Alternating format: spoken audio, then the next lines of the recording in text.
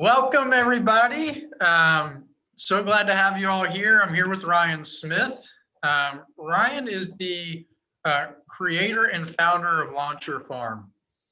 So Ryan, I wouldn't say fell into, but really started farming over his 12-year career because he moved multiple times, and each time would have to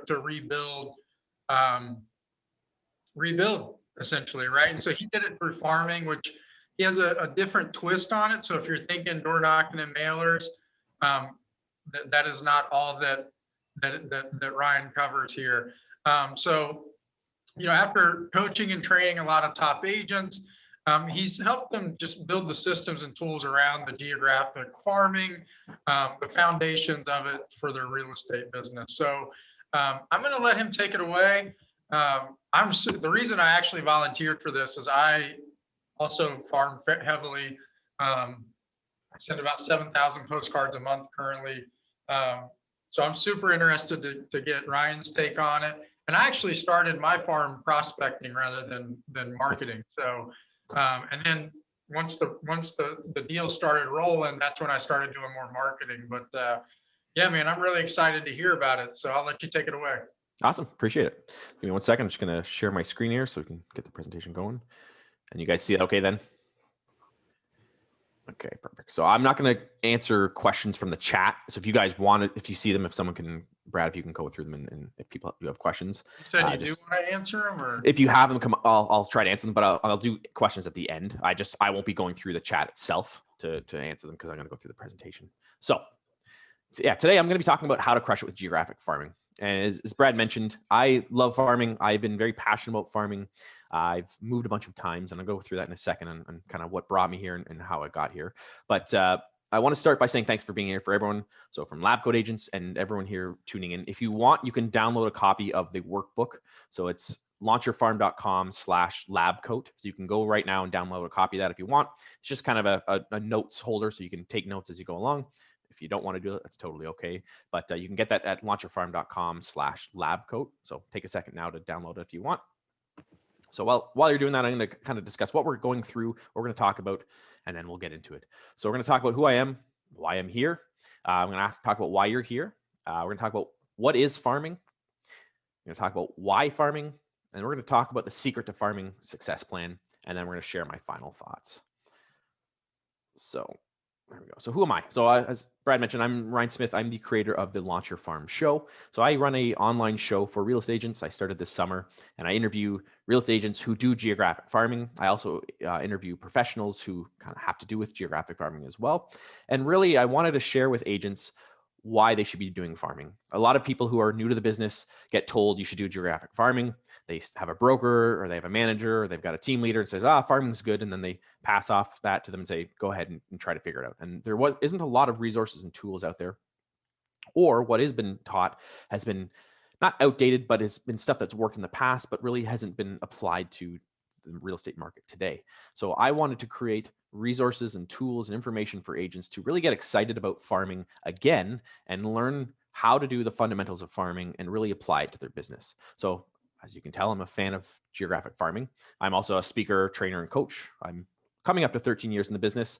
I used to also host the podcast called The Niche Agent. That was about 5 or 6 years ago, so you may have seen me from that. Oops. So let's start with what is farming. Now, if you've never heard of farming, obviously you'll learn a bit today. But if you have heard of farming, it may be a bit different than what you thought. So some people, when they think of farming, again, they think of postcards and door knocking. And that, in my opinion, is an element of farming, but it isn't what farming is in total. So what is farming? It comes from the common analogy of a farm. So whether you're planting seeds or you're raising livestock, you go out there, you plant your crops, you tend to your farm, you watch it grow, then you reap your harvest and you do it all over again. So we use that in a real estate analogy, and there are different types of farming. So there's geographic farming, there's demographic farming, there's sociographic farming. You can farm your database, you can farm your friends and family. But what I'm going to be talking about is geographic farming, and that's focusing on one area. So my definition for geographic farming is strategically focusing your expertise, marketing, and prospecting efforts in one specific geographic area to build a sustainable business and long-term relationships. So the long and the short of it is basically focusing on an area, becoming the specialist, and putting your attention into that area. And when you do that, you're going to see a lot better results, and you're going to see a lot of success if you do it correctly. So there are definitely some benefits to farming that I think that are important. And a lot of agents may not understand what they are, or they skip over them and they miss out on the benefits. So one of the biggest benefits is it's a lot more efficient than traditional methods of business. And what I mean by that is you don't have to drive 2 hours out of your way to go sell property and not understand things. You're sitting in traffic. You can put your attention and efforts into one area. You don't have to go very far. You can compound your efforts, which is what I'm a big believer in, which we'll talk about in a bit.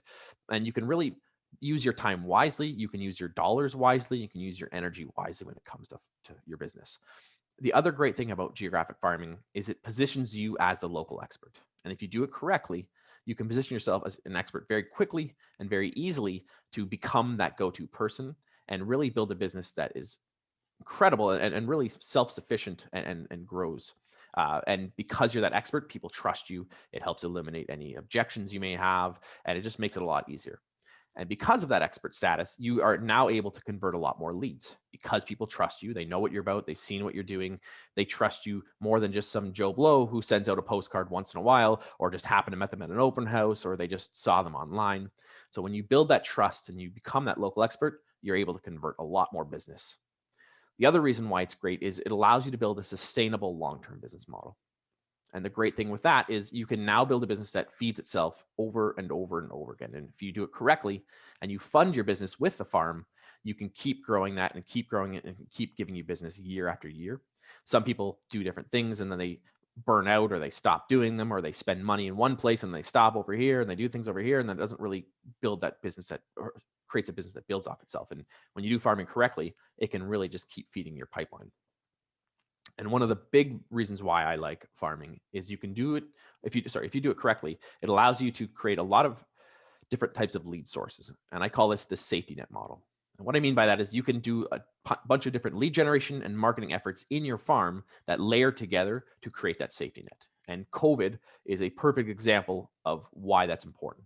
So if you solely base your business on open houses, or if you solely base your business on door knocking, and all of a sudden COVID comes along, now that gets taken out from underneath you, depending on where you are. Like where we are, we can't go out and door knock. We can't do those things. So when you do it correctly, you can layer in your strategies so that you create a protection, but it also compounds. So when you add in the different strategies, which we'll talk about and how you do that, you protect yourself, you reach a larger audience, and you can get more success out of it as well.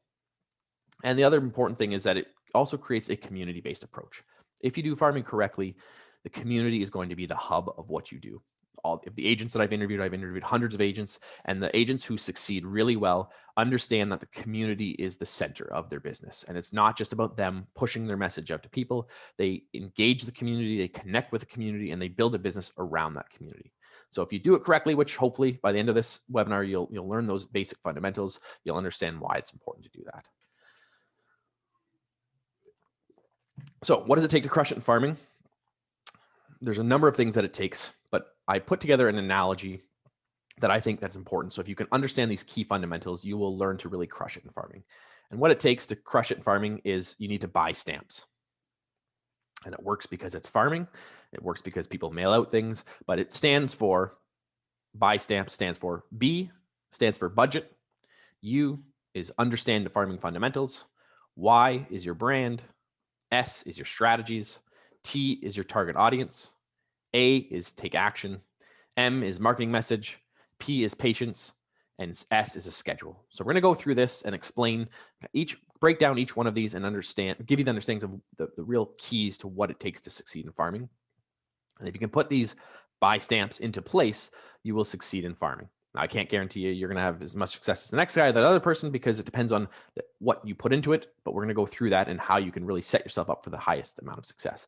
But if you do this correctly, you will succeed. So we're going to start with budget.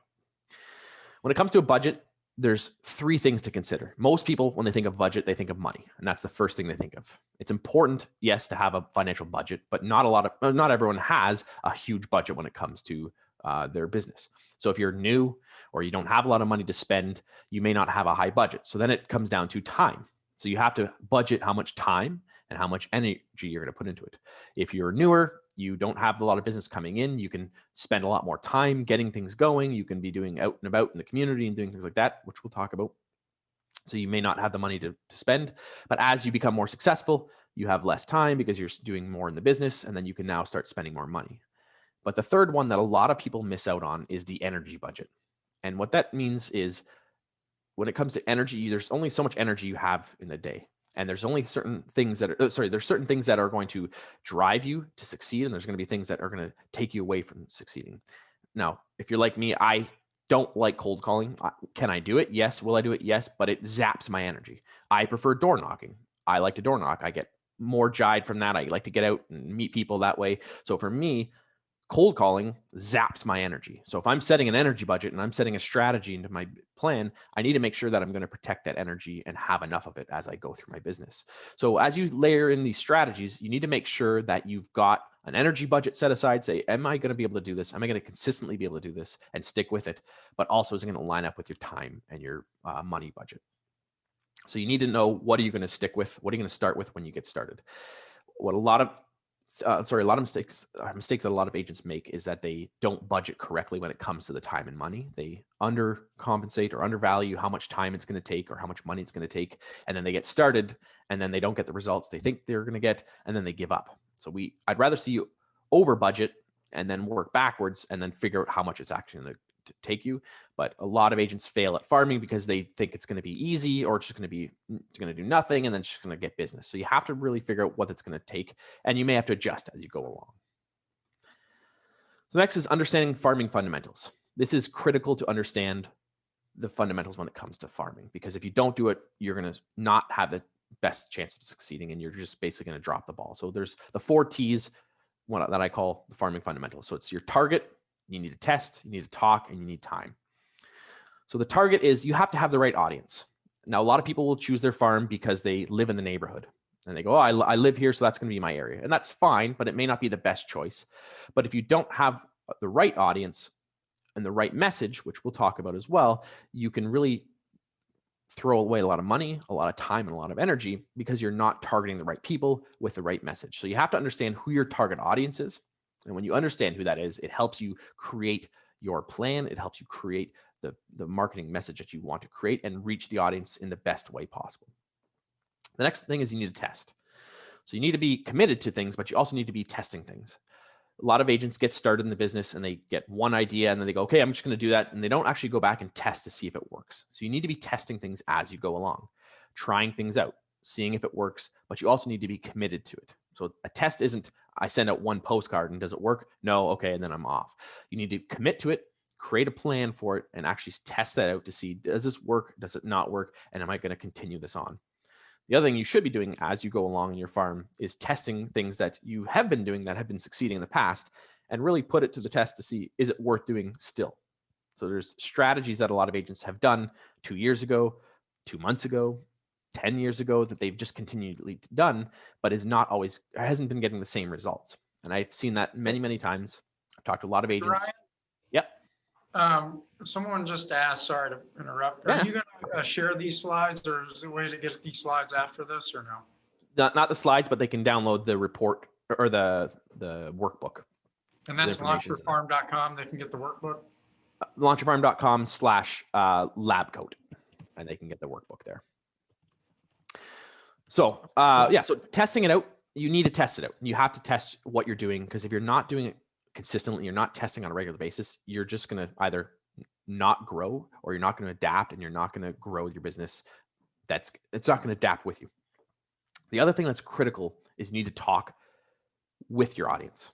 So there's a big difference between talking at your audience and talking with your audience. And a lot of traditional farming methods are talking at your audience. And what I mean by that is it's pushing your message out there. So it's agents will send out a postcard, they'll send out flyers, they'll send out door knocking, they'll send out marketing messages that's pushing their message to the audience. When I went back and I was talking about the community, it's critical to talk with your audience. You have an opportunity to engage, have a communication, and build trust with people by engaging with them. So it's not just putting your message out there to push at them, it's engaging with them. And when you learn to implement systems and marketing tools that will engage with your audience, you'll get a higher response rate, you'll build more trust, and you'll get more conversions out of it. So when you can understand that you're not talking at them, you're talking with them, it should hopefully change your approach and understanding of what you're doing in your farm. And lastly, it's time. It takes time. A lot of agents get in this, and I've seen it. It's the 6-month mark. They fail at the 6-month mark because they're not committed to doing it. They haven't really tested it. They haven't figured out their audience, and they're not communicating with them, and they give up at 3 to 6 months. And the reality is it takes time, but it doesn't have to take as much time. And again, we'll talk about that as we go through. But you have to be committed. If you're going to dabble in farming, I tell people to don't do it. You have to commit. You have to commit to the plan. You have to commit to the strategies, and you have to stick with it, because if you just try it and then just try it for a month or two, you're wasting money. Farming takes time. It's that same analogy. If you plant a seed and then you go and check it in a week from now or 2 weeks from now and say, oh, nothing grew, and you give up on it. It takes time for the roots to grow. It takes time to really build a solid foundation. And when you commit to that, it will keep feeding you year after year after year if you do it correctly. So next is your brand. Now, this is important to figure out. Not everyone has a brand. Some people are getting started. Some people use different things when it comes to their brand, but there's kind of 3 pillars when it comes to branding. And I go through some of the pros and cons, and at the end of the day, you can decide what's the right fit for you, but I'm going to kind of break it down to hopefully give you an idea on how to change it the way you think about it. So first is your face or your name. And this is the way most agents do their brand. Most agents get their name and their face out there. And the great thing with that is it does help create name face recognition. And it's great if you want to be a celebrity in your neighborhood. The problem is it's hard to stand out with that type of branding because everybody does that. Most agents, that's when they're taught is it's my name and my face, and I get my name out there. I just got to get my face out there to enough people, and they'll want to do business with me. If you drive down your neighborhood and you see a park bench, a billboard, everyone has their name, everyone has their face, their marketing messages is very similar. If you look at newspapers, if agents are still doing newspaper advertising, it's very similar. Online, it's a lot about their name and their face, and it's hard to stand out because a lot of people do that. Can it work? Yes, but when a lot of people are doing it, it's harder to stand out and differentiate yourself. The other thing with that type of marketing is you have to update your marketing as you age. So if you're using your face, and you can't be using a 20-year-old photo of yourself. Now, there are some agents who do. I don't advise it. So you have to be updating your marketing on a regular basis. So if you've got billboards and park benches and online ads and all this kind of stuff, and it is around your face, you have to make sure that it's being updated. The other thing is when it comes to your name and your face, it doesn't provide a lot of value to the consumer. And then really at the end of the day, it's about the value to the consumer and to your neighborhood. If you can provide value to them and show them that you are the expert and you can provide value in their life, they'll want to work with you more than just someone who's getting their name and their face out there. The other downside of it is if you screw up, they remember your name and your face. So if you do something in the neighborhood, or if you change plans or you stop doing it, they're going to remember you because you did your job, which was try to get your name out there. Now, the other option is to build a brand as far as a team, and you want to get that out there. So there's definitely some pros and cons to that as well. The great thing with that, if you're branding your team, is you can scale that outside of your farm. So you can brand yourself as the team in the neighborhood, but also brand your team outside the neighborhood as well. If you've already got an existing track record and you've been doing the business and people know your brand and know your team, then that obviously helps build trust when you start in your farm. So that definitely works in your favor. And then if you succeed in the farm, that can also help strengthen your brand outside of the farm as well. Now, the negative side of branding your team is that it's not as easy to build trust in the community. So if you don't have a name that people recognize, now you're trying to brand the team. So it takes away the face recognition and you're trying to get the team name out there. So it's not as easy sometimes to get in there. I have a question with that, Yeah. Ryan. Yeah, go for it. Have you seen people do both, like brand the team and then put like a photo with the team thing? Yep, you can definitely do that. And you can do a combination of the two. And same with the area, which we'll talk about next. You can kind of brand those together so you can tie it in. Some people will do that if they have a team, or they'll brand team members. They'll use their overall brand, and then they'll also brand their team members in it as well. So yeah, you can definitely do a combination of the two. Now, the other thing with the team brand is that if, again, something happens in the farm, it can affect your overall brand. So if people aren't happy, if people are leaving bad reviews, and it can basically affect your total brand as a whole. Now, the other option that a lot of agents don't think about or don't do very often, which in my opinion is one of the best ways to differentiate yourself, is to brand yourself around the area. And the great thing with this type of branding is it builds credibility quickly. So I always share my story. When I started my first farm that I succeeded at, I took all the things I learned and I branded myself as the Orchard Real Estate Team. And what happened was we got our first listing in a few months after we started, and we went to the appointment, and she said, well, you're the expert, so you tell me. Never even sold a house in the neighborhood before, never done business. I had moved to the area, didn't know anyone, but because we branded ourselves as the local experts around the area, it builds credibility and it positions us as the expert. How big was that area, Ryan? So we had 3,600 homes in that farm.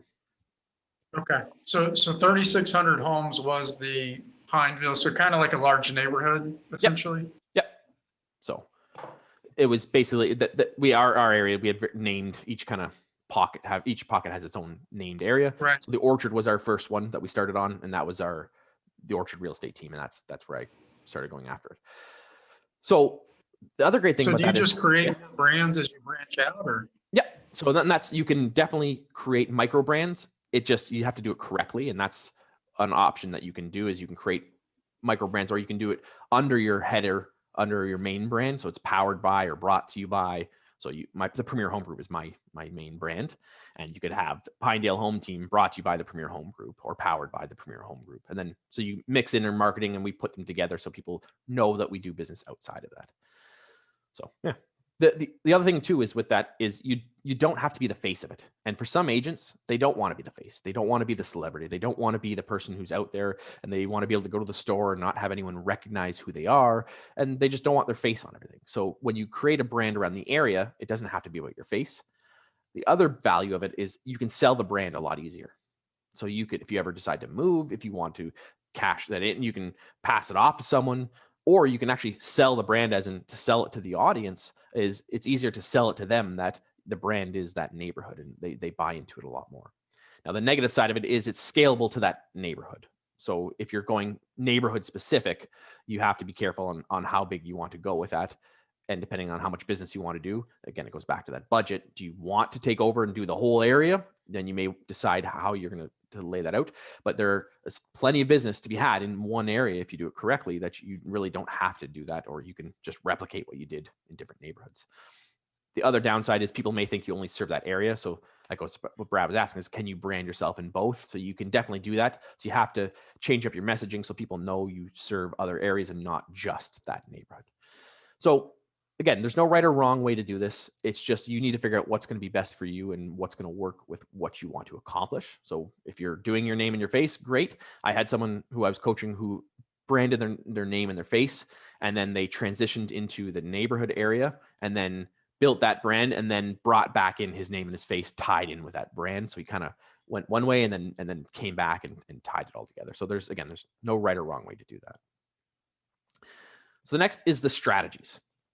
How you do your farm and what you do is going to be very different for each person. Again, I'm a firm believer that farming is not about doing one thing. It's not about postcards and door knocking. It's not about just doing one strategy. You have to understand the types of strategies you're going to implement in your business and learn what works for you and what's going to be best for you.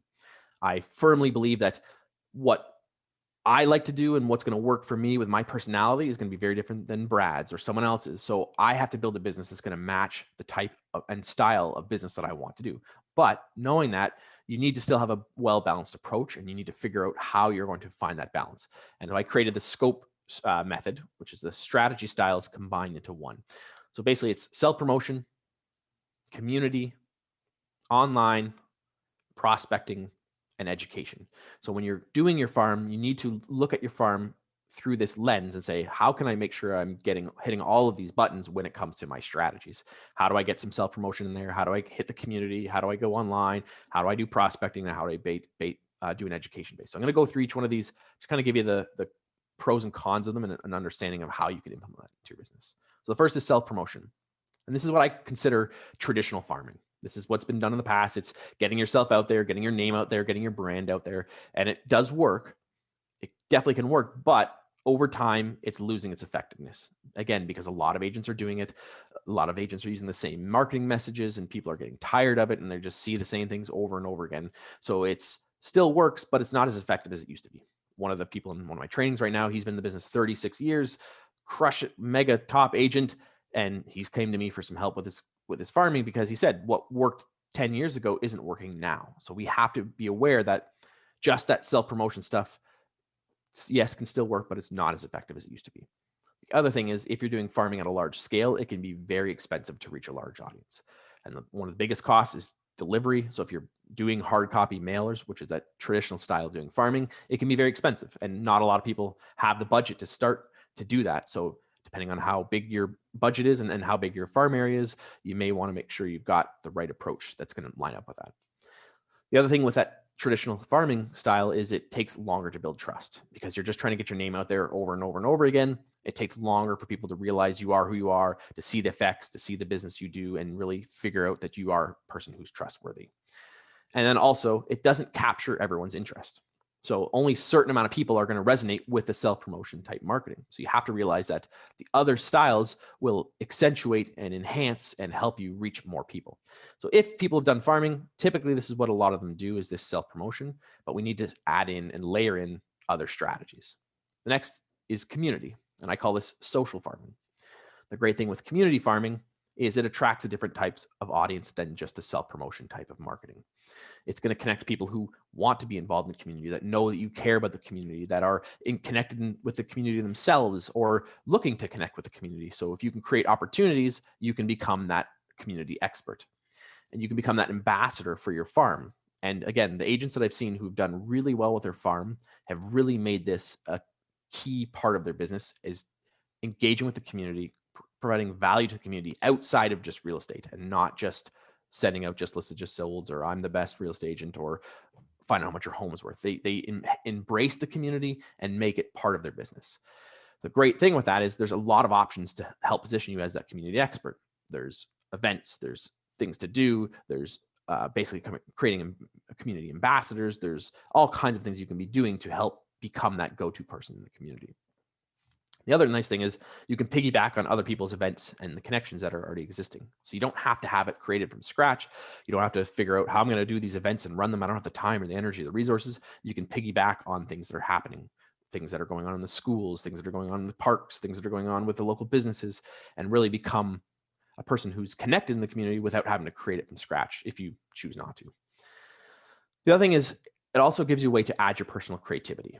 So again, I've interviewed a lot of agents, and the ones who've done really well with it and enjoy farming have said, do something that you're going to love and put that as part of your business. If you are into sports, make that part of your business. If you're into pets and dogs, make that part of your business. If you're into the PTA meetings, make that part of your business. If you're into outdoor stuff, make that part of your business. So you can put your own personal spin on it and figure out ways to grow your business with things that you already enjoy doing. And if you do that right, you'll stick around longer. You might as well do it because you're going to do it anyways if you're doing those things, so you can make it part of your business.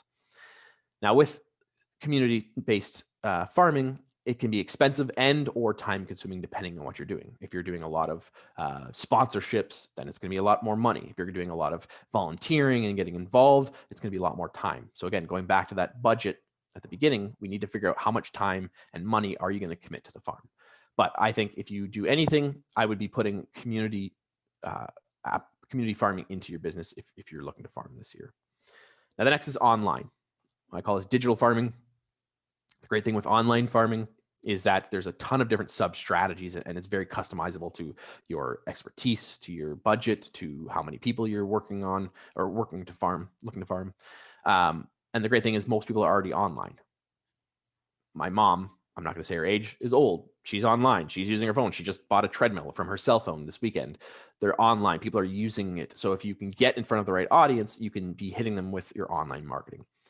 The great thing is as well is there's a lot of tools and resources already developed for you to do that. If this was 10 or 15 years ago, you had to be a computer science major to understand how to build websites and do online marketing, or you had to pay someone a fortune to do this stuff. So there's a lot of inexpensive ways to do this farming and very easy ways to get started. But there are also very expensive ways to do this. So there are a lot of programs out there and people that will happily take your money, and it can be very expensive. So you have to have a budget set aside so that you're not just throwing away your money and not getting the results that you think you're going to get right away. And then you've lost a ton of money or time. The other thing with online marketing when it comes to your farm is it's easy to get caught down a rabbit hole. And if you're doing a lot of research and you like to learn things, you can get caught up in doing that and not going out and selling real estate or not getting executing on the plan because you're looking for the next best thing or the best app or the next best connection tool. And you can get chase down this rabbit hole that you basically look back and you've accomplished nothing or didn't get where you want to go. So it's very easy to get lost online.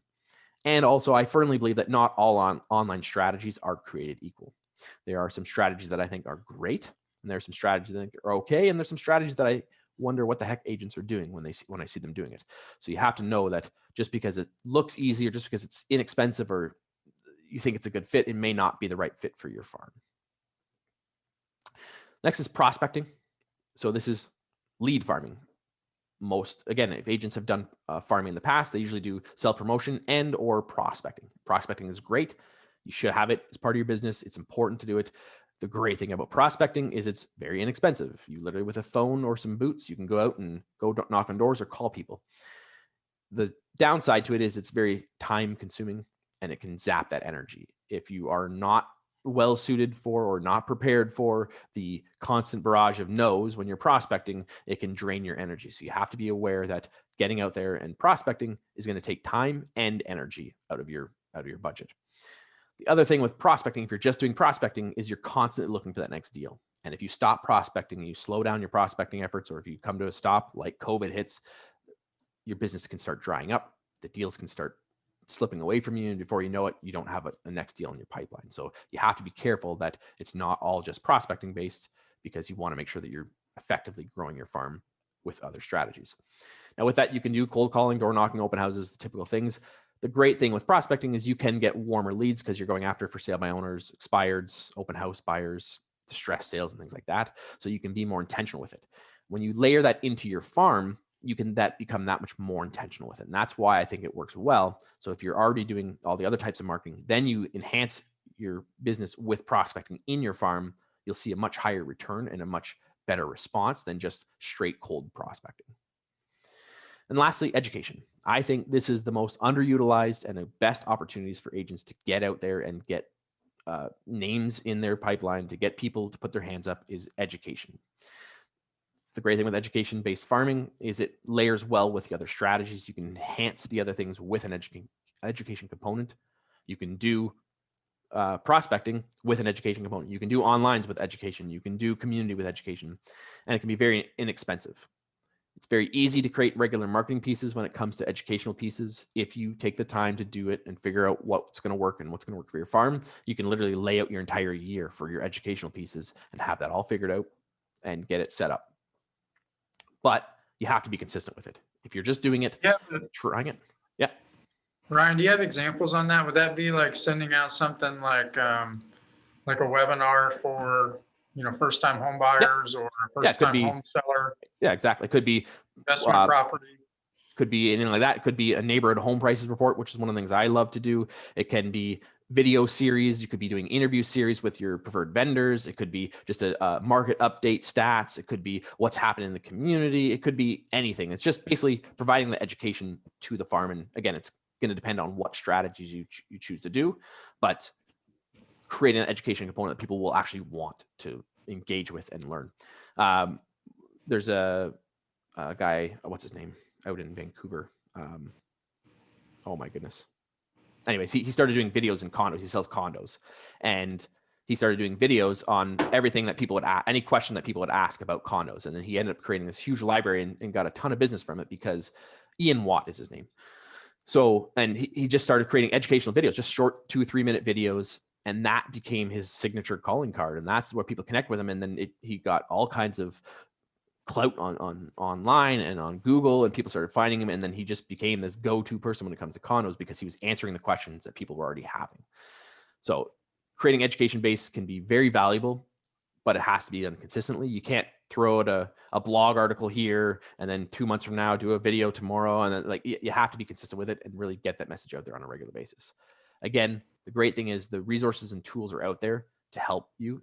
You can curate stuff. You don't even have to create it from scratch. You can borrow information. You can take another video and then explain how that works. So I've seen agents do that when it comes to the market, and they'll take a news article about the real estate market, and then they'll break it down to here's how that affects you locally. Here's how that affects you in our market. So you don't have to come up with the content yourself from scratch.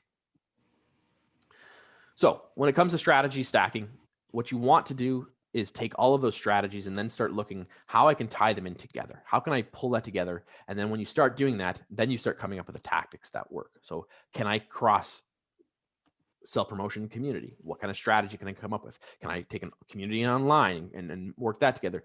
Then when you start doing that, you'll start creating that safety net approach, and you'll start reaching people in different ways, and you'll capture the audience in a much stronger way, and you'll build trust a lot quicker. And then when you do that correctly, you've got a really solid business based on that strategy stacking model. So you're going to have to figure out what's the right fit for you and what strategies are going to work with you, but take a look at it through this lens of these 5 avenues. So the next thing is you need to figure out the target audience. We talked about at the beginning of having your target audience, but you really want to drive or nail down who that actually is. The first is, where am I going to farm? Next is, how many homes am I going to farm? I'm going to go through these in a second. We're going to talk about the basic numbers that you need to know. You need to know who your competition is, and then you need to understand the price points. So where do you farm? There's a number of different ways you can farm. So the first and the easiest is a neighborhood. So it's a named or unnamed neighborhoods. So you could have an area that has a name. Sometimes developers will name it. Sometimes you'll have areas that are not. They're old. They've been around for 40 years and there's no actual name, but people know what it's called. My friend Adam, he farmed a little area and he ended up naming the area. The highway cut through it and there was about 250 little homes in this little pocket. So he named his farm after the main road that went through there. It was Driftwood. So he called it Driftwood Area Homes. That's how he branded himself. So he created a brand around something that didn't have a name. Now, I know in the States, a lot of you guys have homeowners associations and people are part of that. So you want to be careful that you're not, if it's trademarked, that if that neighborhood name is trademarked, that you're not going to be using trademark infringement if you're going after it, but you can still focus on the area. But neighborhoods is usually the easiest and the most common one to go after. But you can also go after small towns or hamlets, villages, areas outside of it. In the map over here, this is Binbrook. This is an area just outside of my city. There's about 5,000 homes. So it's its own town, but it's still part of Hamilton proper. So it's its own distinct little area. So you could focus on something like that. You could focus on parts of town. So it could be the north end or the mountain or lakeshore, focus on different areas of town. So it doesn't have to be a specific neighborhood. Could be geographic boundaries. Like I mentioned, Adam, my friend, with that highway that cut it off. So is there roads, rivers, bridges, parks that kind of frame in the area you want to focus on? Or you could focus on styles. So you could focus on condos in that neighborhood. So you may not farm the whole neighborhood. You could do the condos in a specific area, or you could do townhomes, complexes, and focus on that area. And then within that, you have micro opportunities. So micro farms.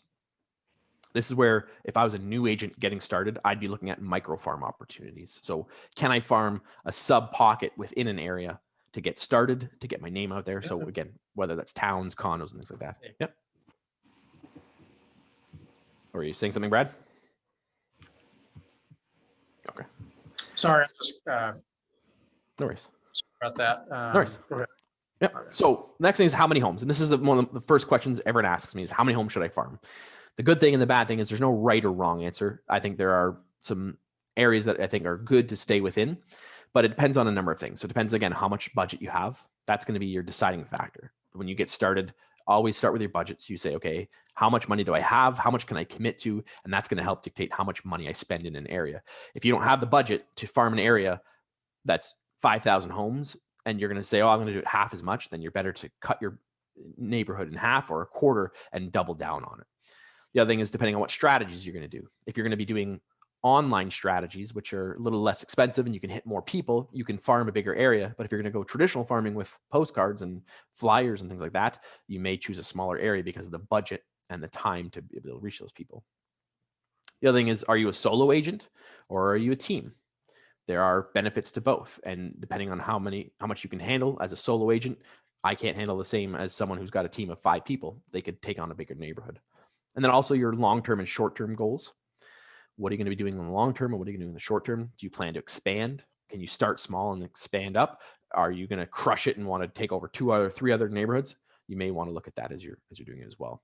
And then also the size of the actual neighborhood. If you're going to focus on that neighborhood, you may be limited to how many homes are in that neighborhood. So you say, okay, well, there's 3,600 people in that neighborhood. That's the size of the people. That's the number of people I'm going to go after. But as a kind of rule of thumb, if you're a solo agent, I would be looking between 500 and 2,000 homes.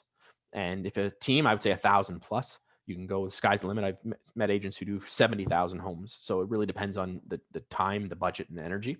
But as a solo agent, I would say the sweet spot's about 1,000 to 1,500 homes. And again, the biggest mistake I've seen agents make is go too big with their farm, and then they have to scale back. And that looks worse, and you waste more money scaling down than scaling up. So I'd rather see you start with 500 homes and do that for 6 months, and then keep adding on as you grow, and grow with the farm rather than just try to do the whole thing.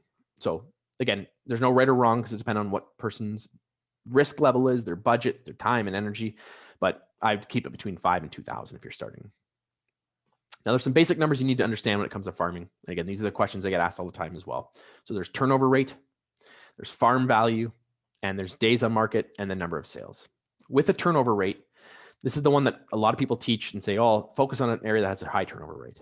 And the reality is, turnover rate is an important number, but it's not the important number. And a lot of people in the past have taught farming based on price point and turnover rate. And they say, go find something that's got a good price point and something that's got a good turnover rate. And the reality is, turnover rate is one metric. It's one health check.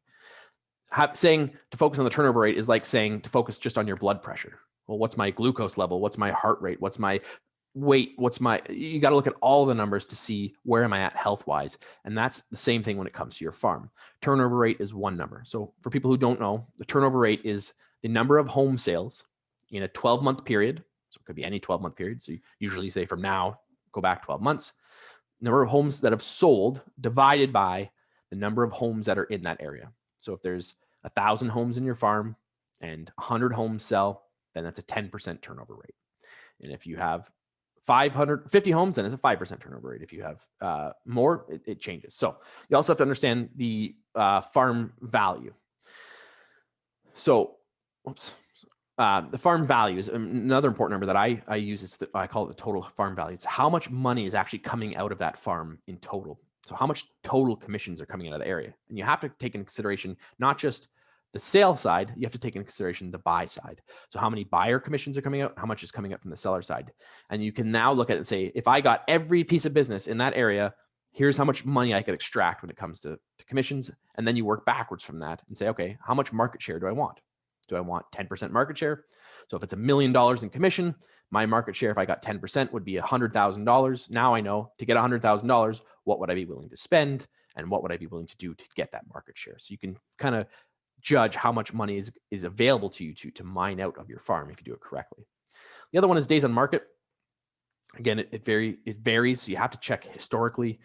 So don't just look at days on market right now if you're getting started in your farm, because this market's crazy. Some areas are in a slower market, some areas are in a hotter market, but generally check to see what the days on market are. Some people want a very quick days on market, and the reality is there's good things and bad things with that.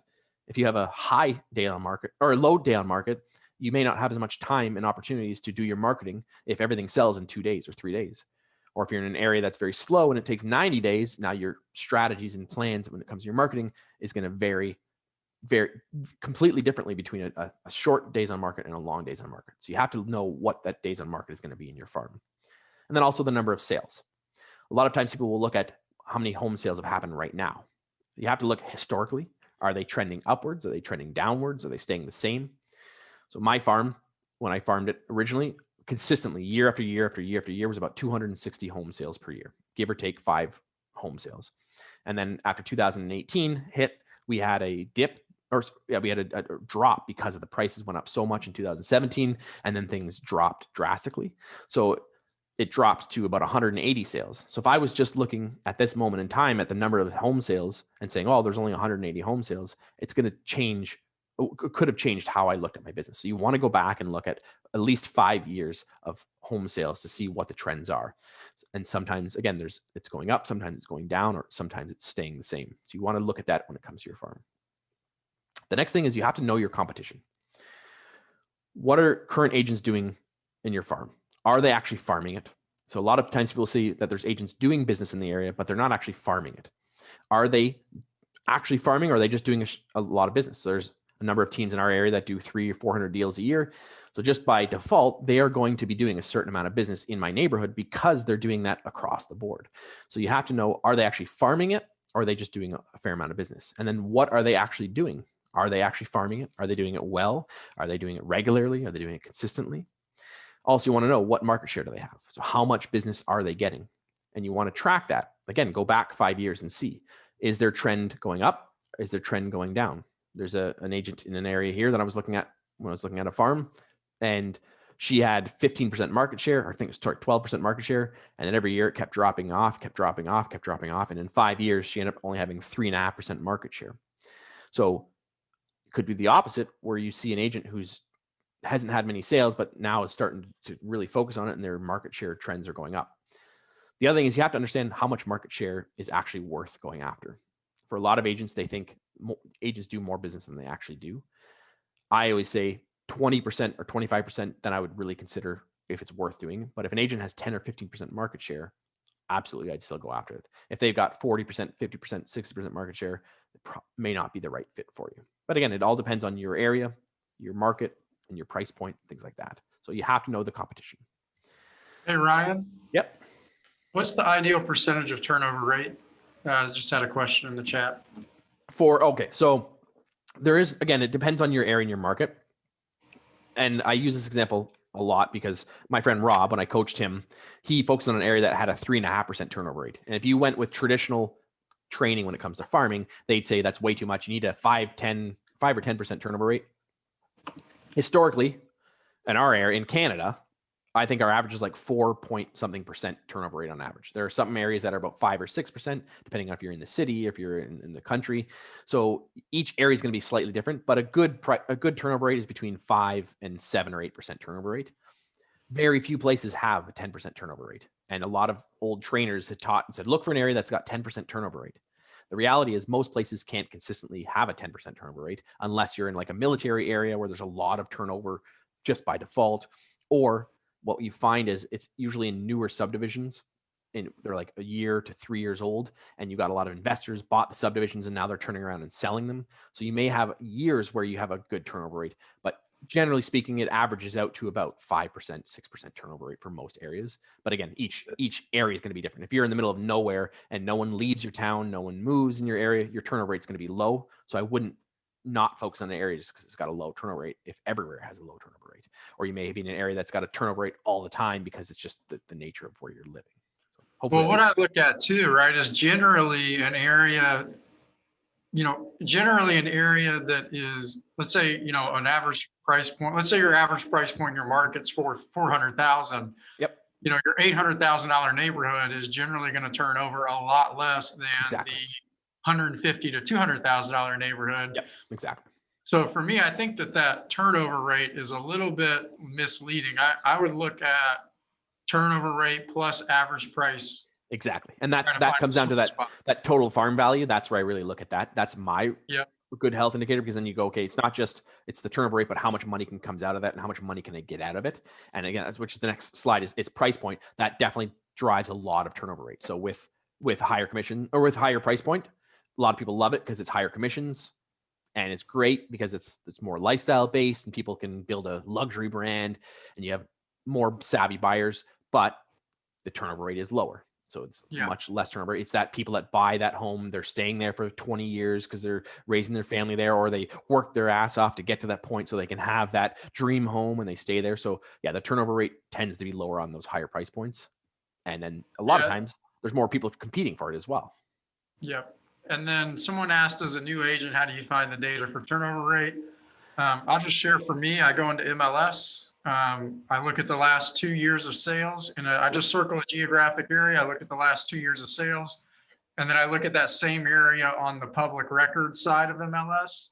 So I get the total number of homes, and I see what's sold over, and I get 2 years of data versus like 6 months or a year. Yep. And then I just average that out. So if there's 500 homes and 50 have sold in the last 2 years, then I know that that's a really low 2.5% or whatever turnover rate. But if it's closer to 100, then you're getting better numbers or whatever. So And the thing is, in Canada, we're very different than the States because we have our privacy laws are very different. So it's harder for us to get information as far as finding the number of homes. I know in the States, there's companies, you can go to your title company and they'll give you the list of people and how there's a lot more data available to Americans than we have. So for us, you literally have to go on MLS, see the sales, and then we have to count. So we use our Canada Post, it's our postal service, and they have their maps, so their postal walk. So we divide. You can use it that way. You can literally count them. If you're committed to your area, you should be creating a master list anyway, so you should know how many are in there. So it's a little bit trickier for some people, but it takes work. And this is the thing where people go, "Oh, I don't have the time to do that." Well, it's like if you're committing to farming, you need to take the time to do that. You don't just go buy a stock and go, that looks good. You take the time to learn about it. It's the same with your farm. Plus, it's GameStop, and then you're good to go. Exactly. So what I'll say to that too, though, is that what I like to do is I like to just pull up my MLS and look at the map view, and I put on filters based on like the type of homes that I want to work with. So like single family home, 400 to 600 or whatever. Yep. And then I just use the map view, look back the last 180 days. And I try to just look at the map and say, because it'll cluster the homes together, right? There's 40 here, 30 here. So I try, and then I'll zoom in on that area, and then I'll look at it and go, okay, like, this is a higher concentration of sales for my ideal customer.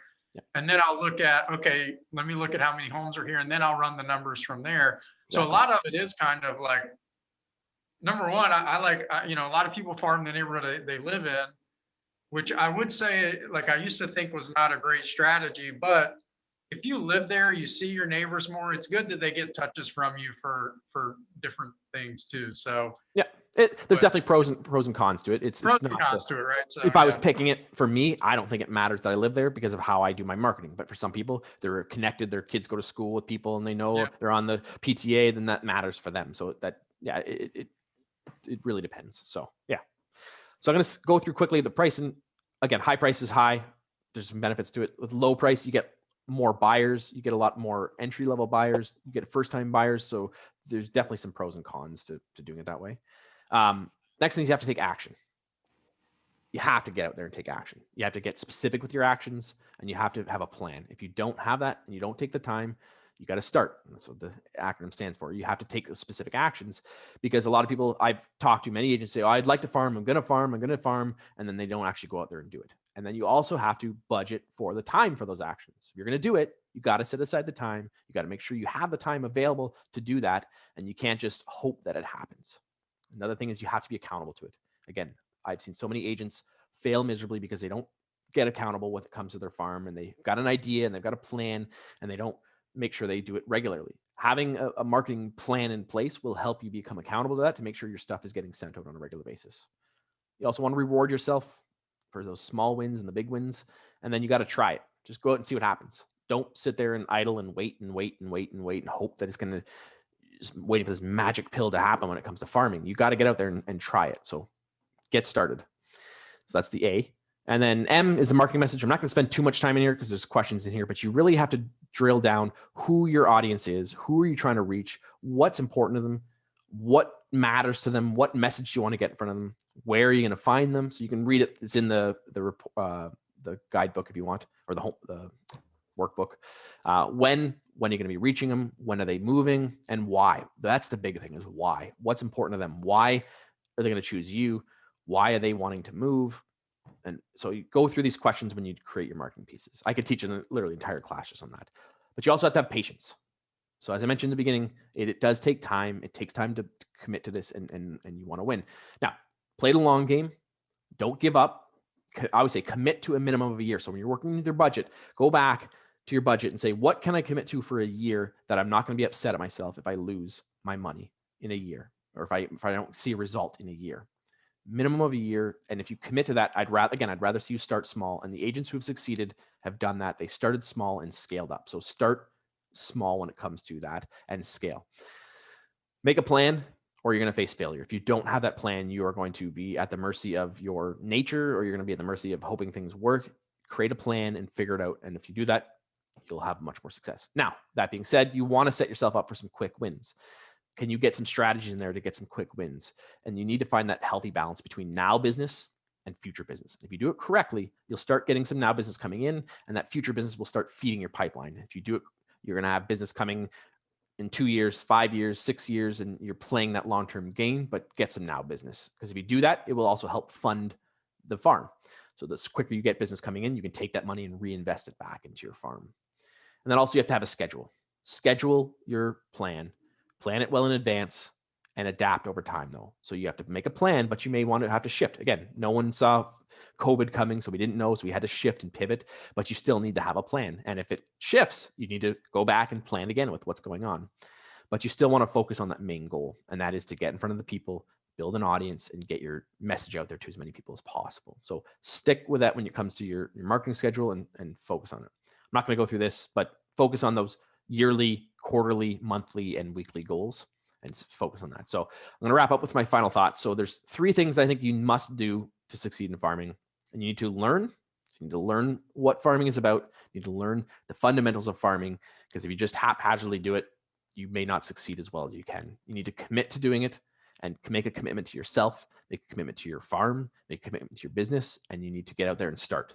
If you don't start, you won't be farming. If I don't plant that seed, I'm going to miss out. And the longer I take to get that started, the longer it's going to take for me to see those results. So if you want, I'd love to help hold you accountable. You can write it 1 step out that you're going to take in the next 40 hours and tell someone about it. If you want to send it to me, you can shoot it to me at launchyourfarm@gmail.com, and I can help hold you accountable. So if you want, there's also a free copy of a report you can download. So it's launchyourfarm.com/LabCoatReport. So it's 5 strategies you can use to grow your farm. You can get that right now. Sign up for the newsletter and you can get that. And if you're wondering what you can do next, there's a couple things that you can do if you want. And I've set up some savings on there if you want. So I've got some courses and training if you're interested. So I've got a boot camp. My next boot camp starts on the March 11th. And it's 8 weeks of in-depth training. We go through weekly 1-hour calls as a small group. And it's about 15 different strategies that people can implement into their farm and really take it to the next level. And it's not postcards and door knocking. So you can sign up for that if you want. There's 20% off, and the code is LabCoat20, and it's farmbootcamp.com. So you can sign up for that. There's a course, it's $99. It's a real entry-level course in understanding the fundamentals of farming. So if you're wanting to get into farming, it's a great way to get started. And then I've got a 30-day launch. And the 30-day launch is set up for agents who want to get their farm started. It's to get you into action, to get out there and go take the steps you need to do it. So each day, we do a new video each day that gets released to you. And then there's homework and an assignment for you to take. So at the end of 30 days, you basically got yourself up and you're running and you're ready to go. And that's thefarmlaunch.com. So if you want to check those out, feel free to go there. And the code is LabCoat20, so you can get 20% off.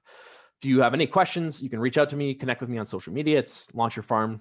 You can find me on YouTube, Instagram, Facebook. You can email me as well. And other than that, I will take some questions if you guys have any, and we'll go from there.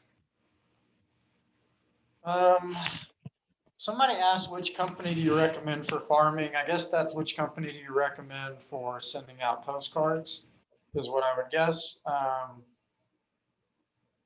Would you like to, so Ryan, in the States, we have every door direct mail, and then we have like companies you can send lists to. So do you recommend like doing a targeted list of a neighborhood, or do you recommend just using the EDDM routes because of the cost savings? It really depends on the budget and what you want to do and how often you're doing it. So we, like in Canada, we have Canada Post, which is similar to your EDM. So we can pick a neighborhood and pick an area and we can mail them out, and it's inexpensive. It's like 10 or 12 or 13 cents a piece. With that, the problem is it tends to go with junk mail, and they get lumped in with a bunch of stuff and they end up tossing it out. So if you're going to play the long-term game of just mailing them, that works and it's cost effective. But one of the things we did was we hired students in the neighborhood to deliver them by hand in their door, and we had a much higher response rate. We paid them a little bit more than the Canada Post for us, and they hand delivered them, and we knew they got in the door because we could see them, and we'd go back and check on them, and the response rate was much better than that. If you're going to do a farm where you're going to be doing additional marketing above and beyond that, where you have got like a sub farm, so we had a group of 450 people that would get a report every month. We hand delivered those because they were a report that we dropped off, and we stopped to see people, and we wanted to drop those reports off to the people. But as far as mailing things out, there are companies out there that like the penny saver type things where they get stuck in. I wouldn't suggest doing those because you're literally just lumped in with all the junk mail. So EDDM for you guys is good. If you're mailing things out like a letter or a note card specifically, then you can obviously just pay for Canada Post. But if you can find someone who can deliver them for you on a regular basis, it's a much better response rate. Hopefully that answers your question. Is there any other questions I can answer you? Someone asked, oh, there.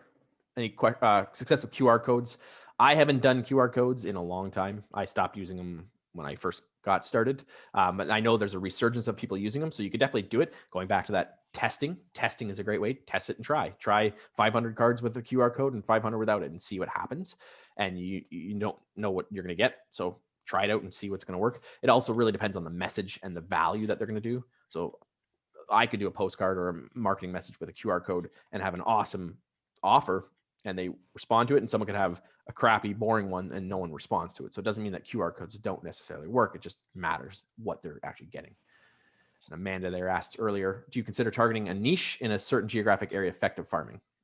Yep, absolutely. So you could find that sub micro pocket, which I talked about. You could find a niche within that. So if you're doing condo buildings, or you could be doing demographics or price points within that area for sure. So is there any other questions? So getting your mailing address from farming, someone asked about.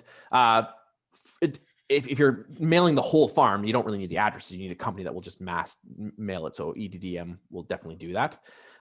You can, again, in the States, you guys have different access than we do. We don't have access to people's information like that. So I know you guys have stuff like Vulcan 7 and all the different companies that can get you that. I know title companies can get you that, so they can give you the information. So you'd have to talk to people that can help you with that way. Someone asked us, the reading questions. Yes. I'm just going through them now. So is there a CRM that is particularly useful for farming strategies? It really depends on what you're using it for. What I use my CRM for is going to be different than what someone else uses their CRM for. It really, there are some companies that offer CRM or services that are farming based, and they have a CRM that's based around that. Like there's a company here called Kits Marketing. So they've got a CRM that matches with what they're doing. But it really, I would say with a CRM, it's going to depend on if you use it or not. Yeah. Any CRM is good if you use it. And if you don't, it's not good. And there's so many people have CRMs with all the bells and whistles and they do nothing with it. So you got to. Well, Ryan, Chime, so I use Chime CRM, and they have a direct mail component to it as well. That is really nice. So when you get a lead, it automatically, it's individualized to the address, so that when you get a lead, it automatically comes into your CRM. Yep. So like if someone requests a home eval or something like that. So, it's got a website to it. Chime is fantastic. So if you guys want to check that out.